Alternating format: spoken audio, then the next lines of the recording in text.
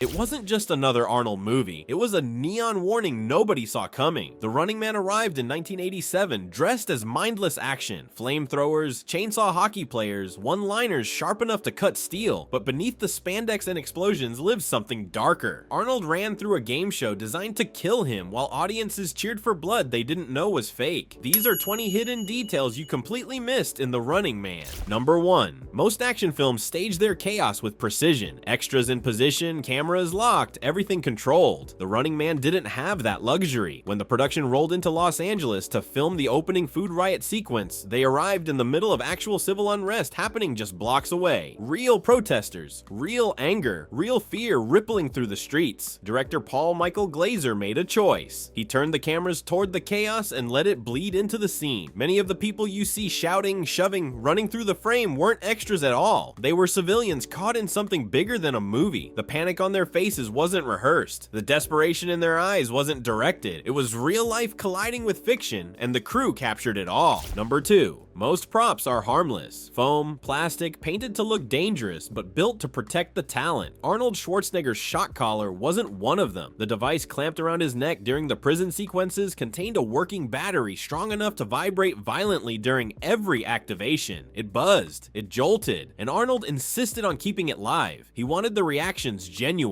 When Richards flinches, when his jaw tightens, when sweat breaks across his face. That's not acting. That's a man enduring real discomfort because he believed physical truth sold better than pretend pain. The crew offered safer alternatives. Arnold refused. He'd already survived gunfire on Predator sets and freezing water in Conan. A vibrating collar was nothing, but it was everything. Because in a film about entertainment built on suffering, Arnold made sure his own suffering was never fake. Number 3. Look closely at the Running Man logo. Not the words, the shape around them. It's a maze with no exit. Every path curves back into itself. Every angle leads nowhere. Production designer Jack Fisk embedded it deliberately, a visual metaphor so subtle most viewers never consciously register it, but subconsciously it lands. The contestants aren't just trapped in a game, they're trapped in a system designed with no escape route. Every turn loops back to violence. Every choice ends the same way, and the audience watching at home, cheering for blood and betting on deaths, they're trapped too, caught in a cycle of consumption they can't break free from. The logo doesn't just brand a show, it diagrams a prison, and in The Running Man, everyone's inside it. Number 4. The game zones weren't randomly assigned. Each one echoes classical afterlife symbolism pulled from mythology and religious texts. Fireball's lair burns with eternal flame, hell incarnate, punishing sinners with unrelenting heat. Subzero's frozen wasteland mirrors purgatory, a cold limbo where souls wait in suffering. Dynamo's electrical storm represents a final judgment, crackling with power that decides who lives and dies. The contestants aren't just moving through obstacle courses, they're descending through layers of death itself, and the deeper they go, the closer they get to annihilation. Paul Michael Glazer studied Dante's Inferno during pre-production. He wanted the Running Man game to feel like a literal journey into damnation, and if you map the zones against classical descent narratives, they align perfectly. The show isn't entertainment, it's ritualized execution dressed as sport. Number 5. Freeze the frame when government broadcasts appear. That official seal stamped on every transmission isn't fiction, it's a fusion. The emblem combines visual motifs from 3 real agencies: the NSA's Eagle, the FCC's broadcast waves, and the CIA's shield. Graphic designer Anthony Goldschmidt spent weeks blending them into a single icon that felt disturbingly plausible. The message buried in plain sight: in this world, intelligence gathering, media control, and covert operations aren't separate branches. They're one unified machine. Surveillance is propaganda, propaganda is policy, and policy is violence. The logo tells you everything about how power operates in 2019, not through tanks or soldiers, but through screens and stories. Because the deadliest weapon isn't a gun, it's the narrative that makes people beg for the trigger. Number 6. When costume designer Robert Blackman needed ideas for the Stalkers, he didn't turn to traditional sci-fi references. He went to the World Wrestling Federation. Blackman spent weekends watching matches, studying how wrestlers use costumes to build larger-than-life personas. The shoulder pads, the masks, the exaggerated silhouettes that made performers look superhuman under arena lights. He brought that energy to Dynamo Subzero, and Buzzsaw. Villains who weren't just killers, but characters designed for maximum visual impact. That's why they look like Saturday morning cartoon villains crossed with American gladiators. They weren't built for realism, they were built for spectacle. And in a world where violence is entertainment, the costume becomes the performance. The Stalkers aren't assassins, they're celebrities, and their outfits sell the show better than any script ever could. Number 7. The Stalkers aren't random. Each one embodies the violent cultural obsession of their era. Subzero represents Cold War paranoia, the fear of annihilation frozen in ice, a killer shaped by geopolitical terror. Buzzsaw channels 1970s slasher films, the chainsaw-wielding maniac who became horror's defining icon. Dynamo crackles with 1980s neon excess. Electric, loud, synthesized violence wrapped in day-glow spandex. They're not just characters, they're decades turned into weapons, pop culture distilled into executioners. And the audience cheers because they recognize the references, because nostalgia, even for violence, sells. The Running Man understood something chilling. People don't just consume violence, they consume familiar violence. And the network knows exactly which decade you want your death delivered from. The Stalkers become time capsules of American fear, each one a walking monument to what terrified us most. And somehow, packaging death in familiar wrapping paper makes it easier to swallow. Number 8. When Ben Richards first enters Amber's apartment, pay attention to the television playing softly in the background. The news broadcast cycling on her screen shows footage that directly contradicts what Killian's network has been reporting. Different casualty numbers, alternative timelines, conflicting official statements. It's one of the film's earliest visual hints that the government is rewriting reality in real time. Amber works inside the system, she edits footage, she knows what gets cut, and in her private space, she keeps the unedited feeds running, a quiet rebellion most viewers never notice. Because The Running Man doesn't spell out its media critique, it buries it in background details, on muted TVs, in scrolling tickers, in the difference between what characters say and what the screens show. Truth exists in this world, it just doesn't get broadcast. Number 9. Killian never gives orders. He doesn't command the Stalkers to kill. He doesn't tell Richards to run faster. He doesn't need to, because the real weapon in the arena isn't fire or chainsaws, it's the crowd. Every cheer pushes contestants emotionally. Every chant of a Stalker's name builds pressure. Every wave of applause demands escalation. Killian weaponizes collective energy. He turns audience enthusiasm into psychological warfare, and the contestants break under the weight of 10,000 people screaming for their deaths. It's a tactic borrowed from ancient Roman gladiatorial games, where emperors didn't need to raise a sword because the mob's bloodlust did the killing for them. The Running Man updated it for television, but the strategy stayed the same. Give people permission to scream for violence, and they'll do the rest. Number 10. Killian's control room is sealed. No natural light, no outside views. Every surface glows with artificial color. The sky behind him during broadcast isn't real. It's a projected backdrop changed based on mood and messaging needs. He exists entirely inside simulation, and that's the point. Production designer Jack Fisk built the space to feel like a broadcast cocoon where reality is whatever the cameras say it is. Killian doesn't live in the world, he lives in the feed, and from inside that bubble, he controls what millions believe is true. It's the perfect visual metaphor for media manipulation, because once you eliminate windows, once you remove any reference point to objective reality, truth becomes whatever the loudest voice in the room declares it to be. And in The Running Man, that voice belongs to Killian. Number 11.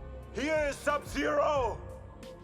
Now, Plane Zero! The line became iconic. Audiences roared. It got quoted in schoolyards and printed on t-shirts. And Arnold Schwarzenegger came up with it on the spot. The scripted version was longer, clunkier, less punchy. Arnold looked at the frozen corpse of the stalker he'd just killed and ad-libbed the one-liner mid-take. Director Paul Glazer didn't yell cut. He let the cameras roll, and when the crew watched playback, they knew immediately. That's the keeper. Arnold had a gift for turning murder into punchlines. He'd done it in Commando. He'd done it in Predator, but The Running Man gave him an entire film built around that skill. Every kill became a joke, every death became a catchphrase, and the audience laughed because in a world where violence is entertainment, comedy is the only honest response left. Number 12. Freeze frame the ICS logo plastered across every broadcast screen. Look closely at the circular lens segments. One of them is cracked, not shattered, just fractured enough that if you blink, you'll miss it. Graphic designer Anthony Goldschmidt embedded the detail intentionally. The network's view is distorted, its truth is fractured, and every broadcast is filtered through a broken perspective. The logo itself quietly admits the world you're watching is already a lie. It's brilliant because it hides in plain sight. Millions of viewers see that logo flash across the screen, but almost no one notices the crack, and that's the whole point. The flaws in the system are always visible. People just don't look closely enough to see them. The crack isn't a mistake, it's a confession broadcast 1,000 times a day. Number 13. On Killian's desk sits a small golden microphone trophy. Decorative, shiny, easy to dismiss as set dressing, but it's the exact object Arnold shoves into Killian's stomach during the final scene. The prop department placed it there deliberately from the very first control room shot, a visual clue planted early that sharp-eyed viewers might catch on repeat viewings. Because the Running Man loves to seed its endings in the beginning, the microphone isn't just a trophy, it's a weapon waiting to be discovered. And when Richards finally uses it to kill the man who turned murder into primetime entertainment, the symbolism lands perfectly. Killian built his empire on broadcast lies, and the tool of his own propaganda becomes the instrument of his death. The movie tells you how it ends before you even know you're being told. Number 14. The frozen level where Sub-Zero hunts his prey wasn't just production design whimsy, it was inspired by a real 1950s nuclear storage facility leak. During the Cold War, experimental cryogenic containment units were built to house radioactive materials. Some of them failed catastrophically. Pipes burst, coolant flooded, entire sections froze solid while radiation leaked into the surrounding air. Jack Fisk researched those disasters and recreated the aesthetic: glowing fog, collapsing infrastructure, ice formations that looked beautiful and deadly. It's a quiet nod to real engineering failures born from Cold War paranoia, and in a film about how governments rewrite disasters into entertainment, using a real catastrophe as inspiration cuts deeper than most viewers realize. Sub-Zero's arena isn't just a set, it's a memorial to the dangers we bury and the truths we freeze. Number 15. When The Running Man hit theaters in 1987, reality television didn't exist yet, not in the form we know it now. There was no Survivor, no Big Brother, no voting contestants off islands, or watching strangers devour bugs for prize money, but the film saw it coming. The concept of audiences voting on deaths, cheering at suffering, treating human beings like disposable entertainment, all of it arrived in living rooms a decade later. Director Paul Verhoeven once said in an interview, it wasn't science fiction, it was a warning, and he was right. The Running Man didn't predict the future because it was prophetic. It predicted the future because it understood human nature. People have always loved spectacle. They've always consumed violence. The only thing that changed was the technology that made it easier to package and sell. Number 16. During the show intro, the camera lingers on collectible trading cards featuring each stalker. Stats, kill counts, victory records. But if you freeze the frame and read the numbers, something doesn't add up. The cards list kills from before the show even existed. Fireball's first recorded victim predates the Running Man's launch by 3 years. Dynamo's championship stats reference matches that never aired. The network didn't just create entertainment, it fabricated entire mythologies. They built legendary killers out of lies, gave them impossible histories, and sold them to a public too distracted to notice the timeline made no sense. The cards aren't collectibles, they're evidence. Proof that everything you're watching was constructed, scripted, and sold as truth, and nobody questioned it because the spectacle was too good to doubt. Number 17. When contestants enter the game, they're promised freedom if they survive. A clean slate, a new life, but look at what they're wearing. The bright yellow jumpsuits never come off. Not when they're running, not when they're fighting, not even when the cameras claim they've won their liberty. The uniform stays on throughout the entire broadcast, a visual signal that no prisoner actually earns freedom. The game is just another cage, a different form of control. The show dangles hope, but the costume tells the truth. You can't escape a system that owns your image. And in The Running Man, the costume is the sentence. Permanent, inescapable, broadcast to millions. The color yellow wasn't chosen randomly either. It's the shade of caution tape, of warning signs, of things marked dangerous. Even in freedom, they're still labeled as threats. Number 18. During the early broadcast scenes, a scrolling news ticker runs along the bottom of the screen. Most viewers ignore it, focused on the main action, but if you pause and read, the ticker quietly reveals the entire conspiracy. It mentions food shortages that explain the opening riot, travel bans that justify martial law, and buried in the scroll, one phrase: memory adjustment centers. That last one quietly foreshadows the government's ability to alter Richard's massacre footage, the fabricated evidence that made him a villain. The film plants the twist in plain sight. It just assumes you're too busy watching the spectacle to notice the fine print, and that assumption is exactly what makes the dystopia work. The truth scrolls past almost every few minutes, but spectacle always wins the attention war. Number 19. Early drafts of The Running Man had Arnold running alone. No hostages, no reluctant allies, just a man against the machine. But after test screenings, the studio pushed back. They said the movie needed someone normal to scream with the audience, a character who reacts the way viewers would if thrown into the arena. So they added Amber Goldsmith, the network employee who gets dragged into the game against her will. Her terror became the audience's terror, her confusion mirrored their disbelief, and suddenly the film had an emotional anchor it didn't know it needed. Amber wasn't part of the original vision, she was a studio note, but she became essential because sometimes the best characters aren't written, they're demanded. Number 20. The movie starts with a controlled narrative, a voiceover explaining how society collapsed, how the games began, how order was restored through entertainment. It's smooth, it's official, it's a lie, and the film ends with Killian being forced to face the truth on camera, his own network broadcasting his defeat in real time. The structure creates a perfect loop, the media creates lies, then it's destroyed by them. The opening narration promised control, the ending delivers chaos, and in between, The Running Man reveals how easily truth gets rewritten when nobody's watching closely enough. It's not just a story, it's a cycle, and the film suggests that cycle never really ends, it just resets, waiting for the next broadcast. Decades later, The Running Man still feels shockingly accurate, a neon-drenched prophecy that saw social media outrage, reality TV chaos, and entertainment-obsessed culture coming long before anyone else. It wasn't just an action movie, it was a warning wrapped in spandex and one-liners, a film that understood the future would be built on spectacle, not truth, and every hidden detail proves the filmmakers knew exactly what they were building. Which hidden detail blew your mind, and what movie should we tear open next?